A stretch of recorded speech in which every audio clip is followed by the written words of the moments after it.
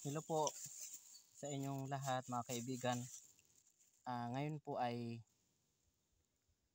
maghahanda po ako ng aming ulam. Itong itong tawag sa amin ito ay dudu-dudu. Pero sa inyo pong dialect hindi ko po alam kung anong klaseng shells po ito. Pero sa amin po ito ay dudu-dudu. Tapos meron din po itong ganitong klase. Ito po sa amin ay tawag dito ay bukur-bukur. Ayan, ito po. Bukur-bukur po ang tawag dito. Tapos ito naman po ay ranga-ranga. So ito po yung ranga-ranga.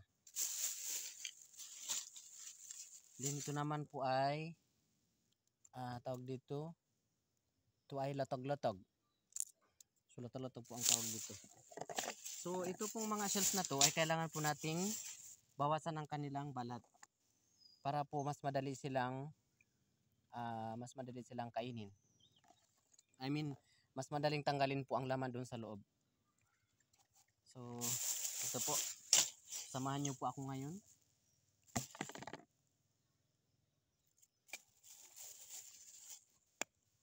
Dahil po sa tawag dito, sa hirap po ng buhay ngayon, kailangan po natin talaga na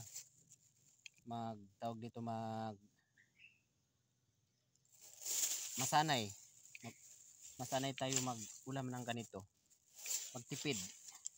Kasi hindi lahat po ng ulam natin ay dapat ay binibili natin. So, pwede naman po tayo mag-provide ng sariling tawag dito ng ating sarili na tayo po mismo ang maghahanap. Katulad po nito, ito po ay nahanap namin sa pag-low tide po. Mas marami po dito sa amin ng ganito.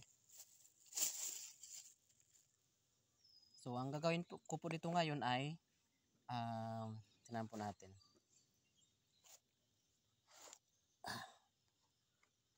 Ito po. Katulad ganito po, bawasan po natin yung kanyang yung puwit ng shells. Tapos po, ito pag kinain po siya ay sisipsipin mo po. Mas madali po siyang sipsipin pag wala po siyang, pag tinanggalan po natin ng puwit ng itong shells. Kasi pag hindi po natin tanggalin ito, hindi po natin ito makukuha yung kanyang laman.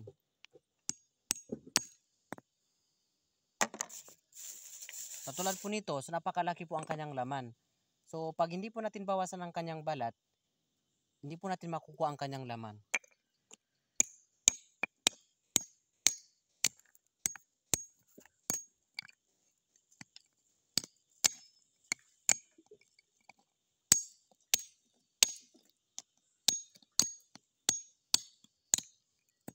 So ang hirap po talaga ng buhay ngayon. Sa totoo lang po. Swerte po nung iba na talagang mas komportable po ang kanilang buhay. Pero sa amin po, tulad ko po may 2 anak po ako. So, tapos wala pa pong stable na trabaho. Ang tangi pong pinakakitaan po namin ngayon ay ito po magkupra ng niyog. Tapos minsan po tawag dito, nagtanim ng mga gulay. Pero dahil tag-init po ngayon kaya wala pong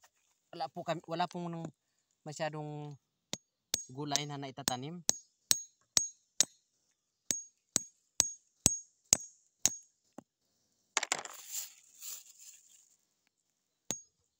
Yung iba po kasi masyadong maano ang kanyang balat. Yung iba naman mas madali siyang tanggalan ng puwit.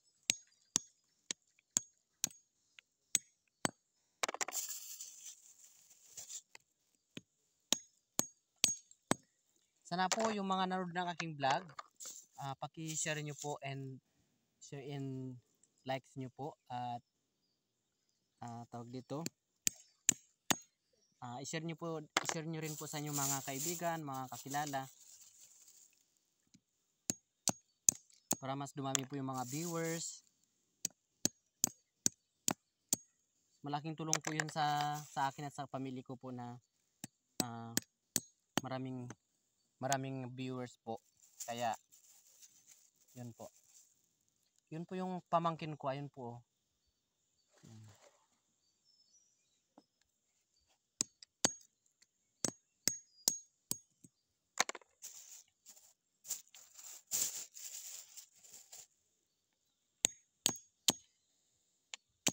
Ang hirap po talagang mag-ulam ng ganitong klaseng shells.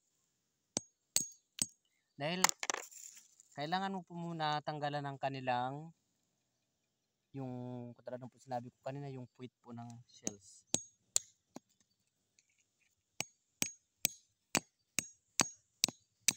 Katulad po nito. So kailangan po tanggalin muna ang kanyang puwit. Yung po ba kanina ay yung pinakita ko po, ganito po yung una. Ito po yung kanyang kumbaga sa yung bunganga niya.